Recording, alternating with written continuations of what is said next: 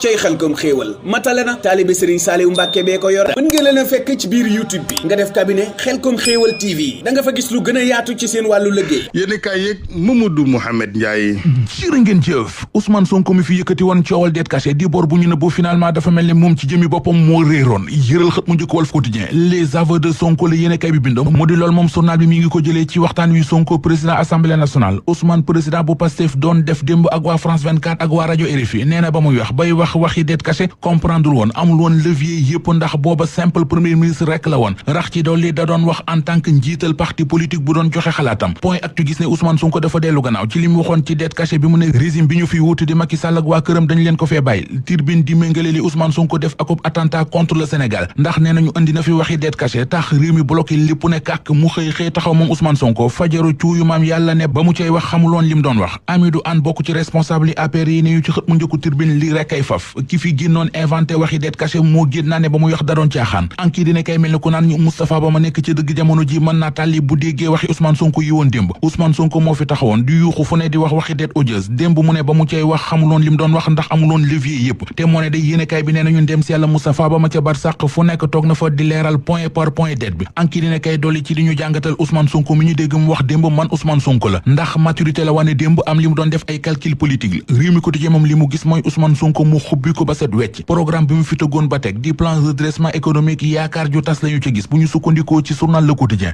ubbil yéenekaay bi li état bi bëggoon ci trimestre bi yéenekaay bi nee nañu toll na ci 94 milliards 800 millions waaye loolee amuñu ko 57 milliards la ñu mujj am fa ñu ko yaakaaroon di ci mobile money bi ak ci naar bi yéenekaay bi nee nañu doxul te ci 57 milliards yi ñu am Le Quotidien mi ngi ñu xamal ne 3 milliards rek la ñu dugal ci wàllu investissement ci 3 milliards yooyee 1 milliard 600 millions yépp ci sécurité publique bi la ñu ko investir lise ko nañu plan redressement économique ni ci yaakaar tasee sax moo doy waar coow leneen lu ñuy mbambu ci réew mi te Sud Quotidien xëye ko ci xëtamu njëkk mooy projet de loi bi jëm ci tëggaat constitution bu réew mi di xalaat ak i pexe yu tukkee ci député Pastef yi ci assemblée nationale professeur Maurice Soudieck Dione ak Doudou Wade ci Sud Quotidien li ñuy ragal ci yëf yi nee nañu moo di mujjul ab dérive institutionnelle révision constitution boobee point actu mi ngi ñu wax ci xëtamu njëkk ne Abdoulaye Dièye ak ñi mu àndal di waa Siggi jot na yëkkati nañu seen kàddu di sàkku ci gaañu ñu bañ ko politique ba mu ëpp nee nañu ànduñu ci ñu instrumentaliser constitution bu Sénégal ndax mbiri politique mbay mbiri bopp sa bopp li ñuy sàkku ñoom waa Siggi jot na nee nañu mooy bu ñu demoon tey bay indi ay coppite ak yeesal ci constitution bi ñu toog waxtaane ko ci anam wu leer débat bu responsable bu ñuy boole ñëpp kenn ki di Xaadim Ba moom la journal Direct News xëyee ci xëtamu njëkk ba di ñu fàttali ne def na ci kaso bi ñaari at yu manqué ñeenti weer ndax détention provisoire la ñu doon wax waaye mu ngay bëgg a maxe ca kaso ba ndax yàgg gu mu fa yàgg ñaar fukki weer ci weer yu ñu téye ko moom lu mu dee affaire bi di Xaadim Ba borom Locafrique boobee ba tey jàppaluñu ko ab date ngir ab procès instruction bu dossier bi sax journal bi nenañu dafa mel ni lu tàggatémbe demul dikkul li ñu koy tumal ba tax ñu téye ko ci kaso bi ñaar fukki weer Direct News nenañu tuumay taq na suuf ne bu ñu sukkandikoo ci document yi ñu yor la ñu ci gis mooy société africaine de raffinage di SAR mi ñu identifié comme importateur bu cargaison bi waral coow li